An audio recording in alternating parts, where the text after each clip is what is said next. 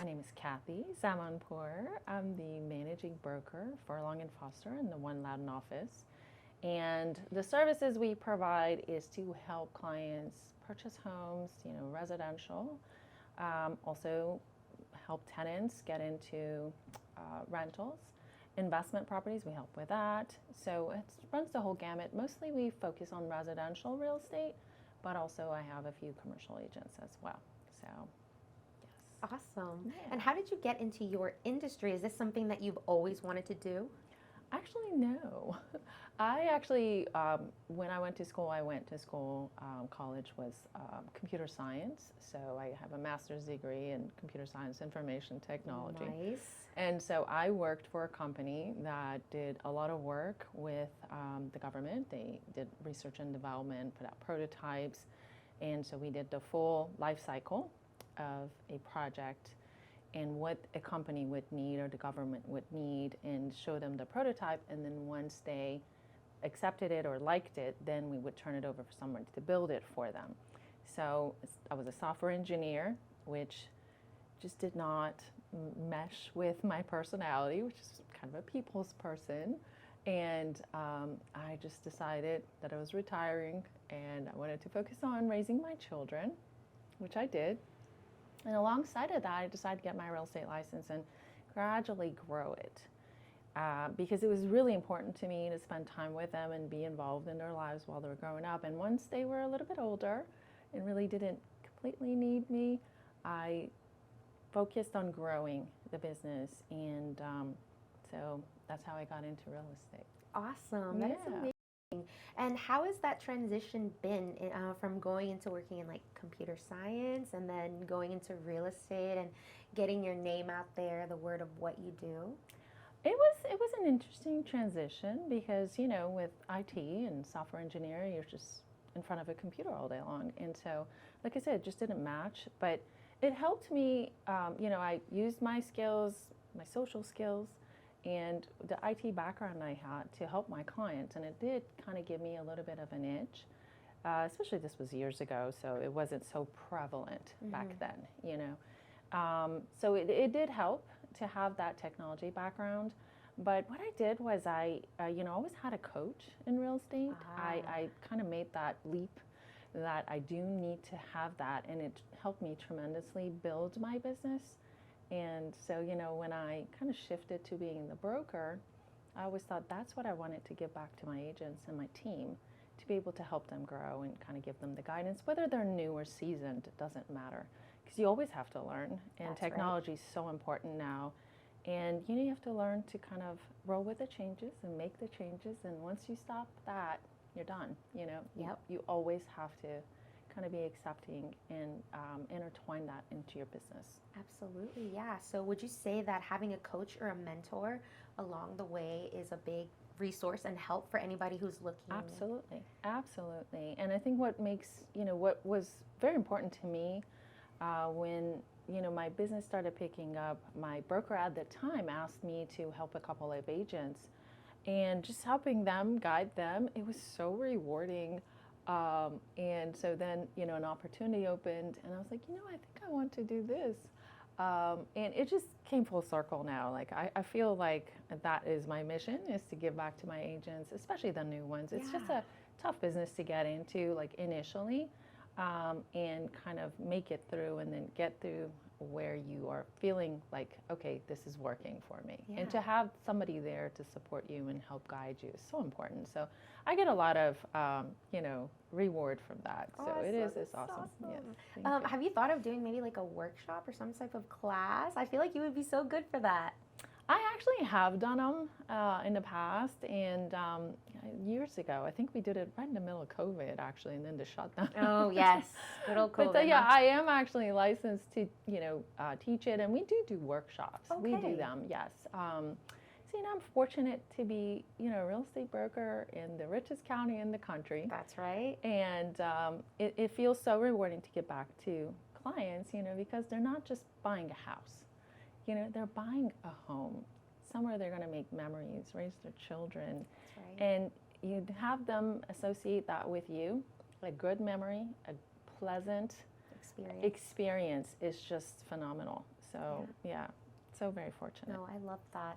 And now, what are some key characteristics that you think, not maybe all, because of course there's different personalities in people, Absolutely. but most real estate agents should have? Like, what are some things that you think are important?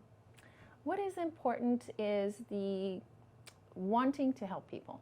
That's first and foremost. Of course, it's a business. Of course, you have to pay your mortgage and your rent and feed your family. But the most important thing is coming from that good place of wanting to help individuals along the way, because it can be a stressful process. There's a lot of moving parts, and people, are making so many changes in their lives. It's the biggest investment that they're making in their lifetime, purchasing a home, especially in this county, in this market. And so you want to have that, inclination wanting to help. Yes. And wanting to be there for them, make that process smoother. There's nothing more rewarding than when a client tell you, oh my God, you made this process really great.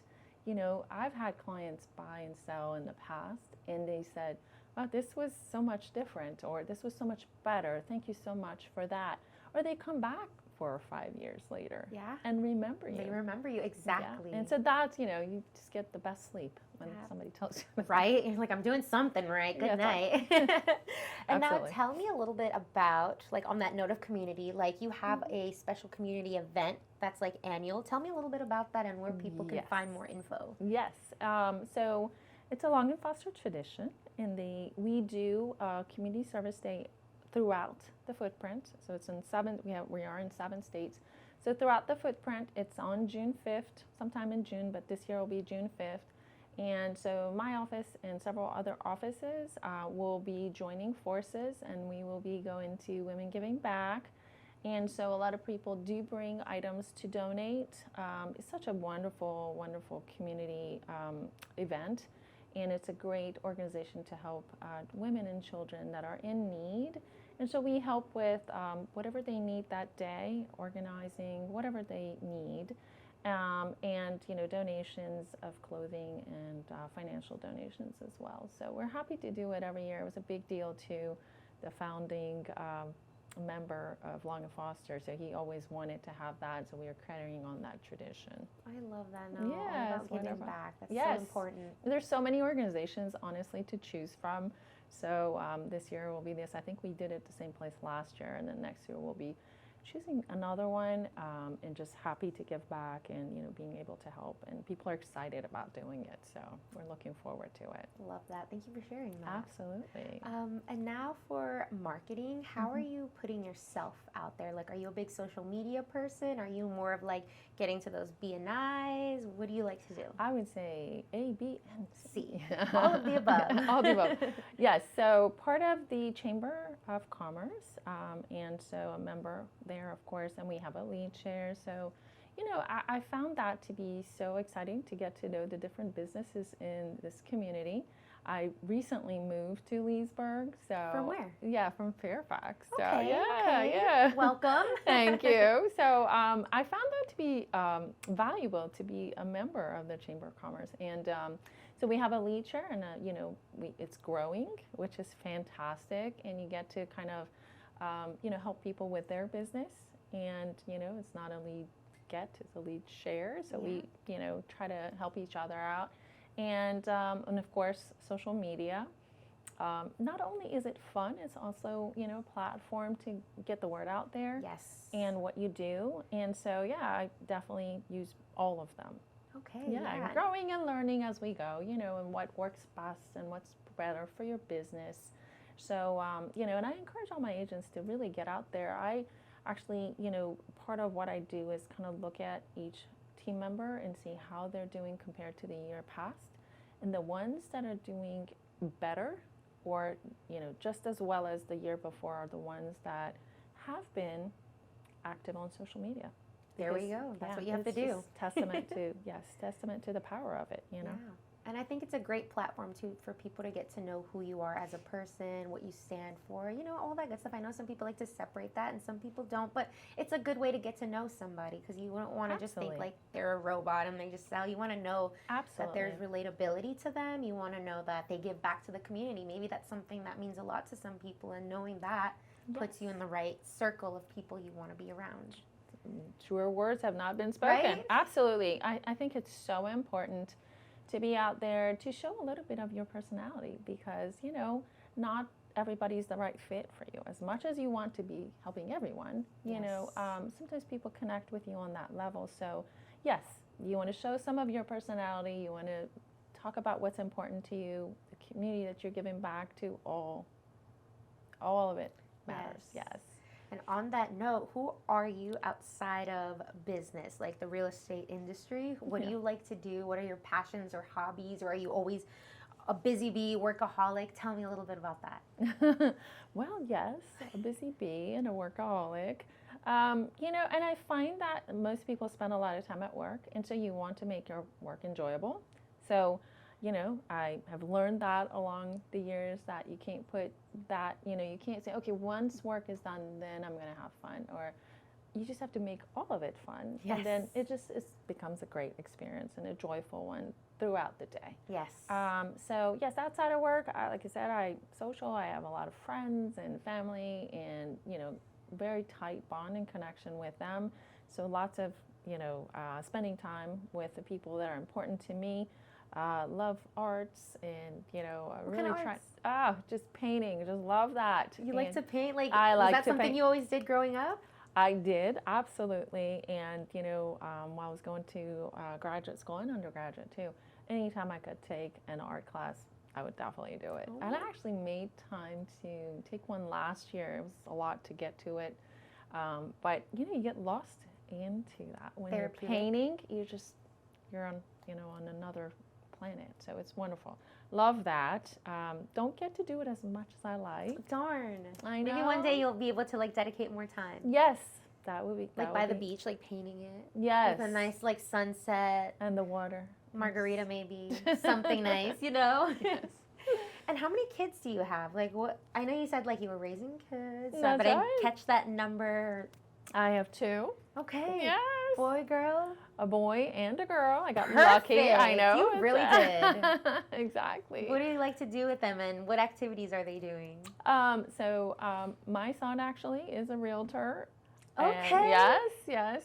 He always wanted to do that, so I'm proud of him for kind of doing what he likes to do. Have you given him any tips, insights? Absolutely, all day long. I give tips. Sometimes he doesn't want to hear mine tips. He'll appreciate and be like, she was right. Yes, and I have a daughter, and she just finished undergrad and going into graduate school. Thank you. How exciting! That must be so exciting for you as a mom too, seeing them grow up, and you're just Absolutely. wow, they don't need me as much, bittersweet, They right? think they don't need you. That's the trick right there. They think. They think but really, they don't they'll need always need mom. That's right. They always need. Yes, they always need our wisdom. Absolutely. Or so we tell ourselves. Right? No, it's true. Keep telling yourself so because it's true. And now, where do you see yourself in 5 years, as a person and with your business? Well, within business, I see this office growing even further. We, like I said, fortunate to be in the richest county. We closed about close to $200 million last year in sales. Wow. And always looking to improve that, and grow the office.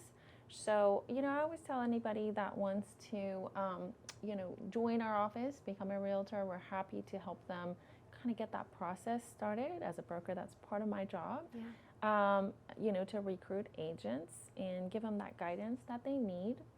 And, so growing the office is a big, important focus of mine.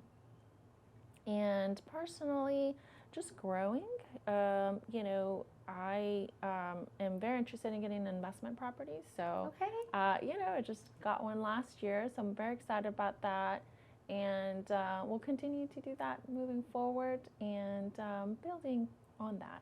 That is amazing. Thank you. Can you tell me a little bit about your employees? How many do you have right now? Because I know you said you'd like to grow.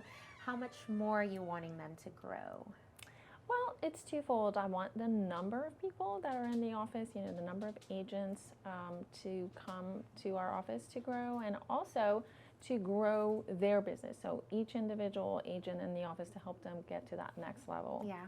Yeah, that would be that would the be dream, right? The dream. And then for location, are you wanting to go to different states as well, like with your realtors from all over? So we have offices in different states, Okay. in different counties, and so and I may want to do that at some point, but right now this is home. Sticking to this area. Yes, sticking to the area, exactly. That is awesome. And now, what are some common misconceptions in your industry right now that you've noticed or seen a trend with that you would like to just clarify on? Anything at all? Misconception as far as like people getting something like wrong, they come to you and they're just like, oh my gosh, you know what, I always thought that this was a certain way, but since working with you and your real estate agents, I've realized that the process doesn't actually have to be like that. Oh, okay.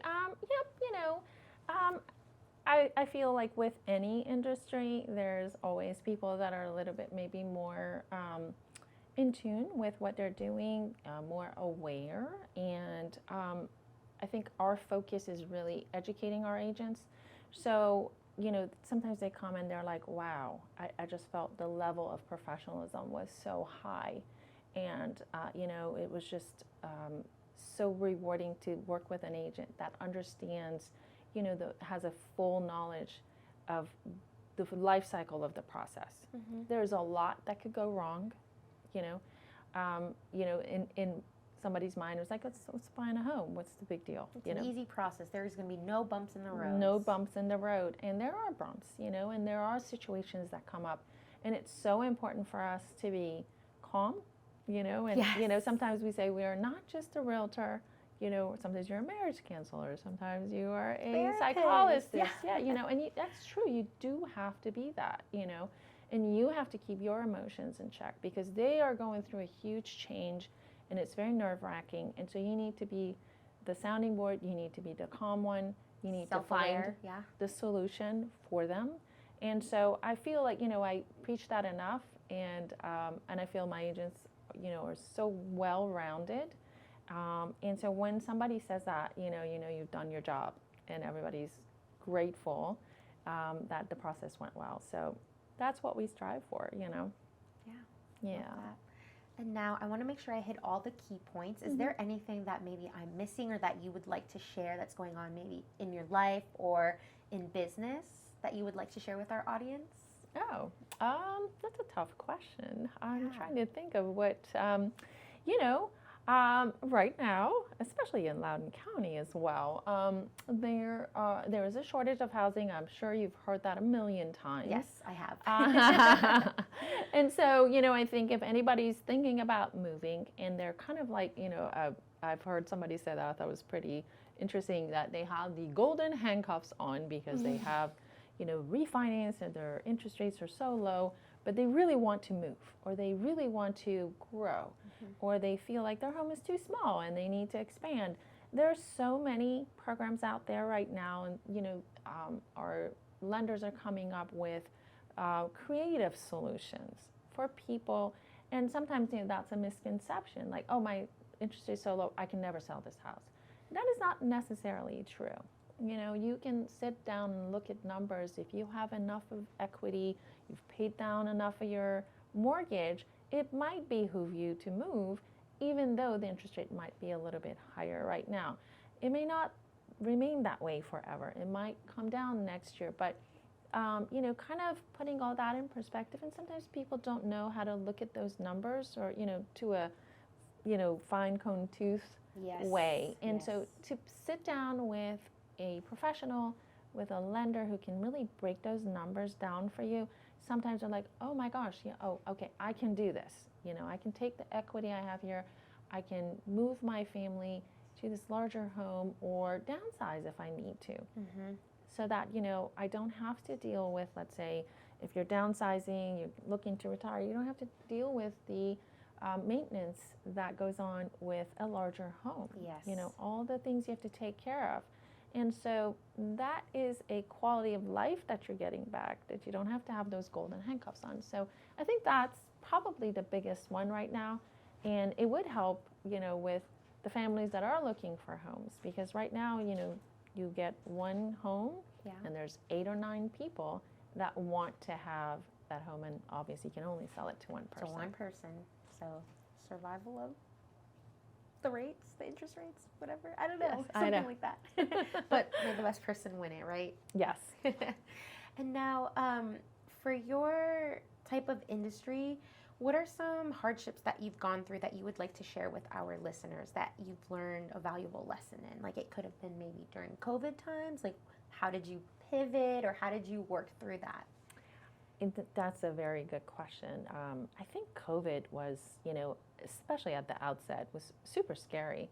Not just because, of the enormity of it and how scary it was health-wise, but also because you're like, well, we can't go out, and how are we going to survive? It was super scary.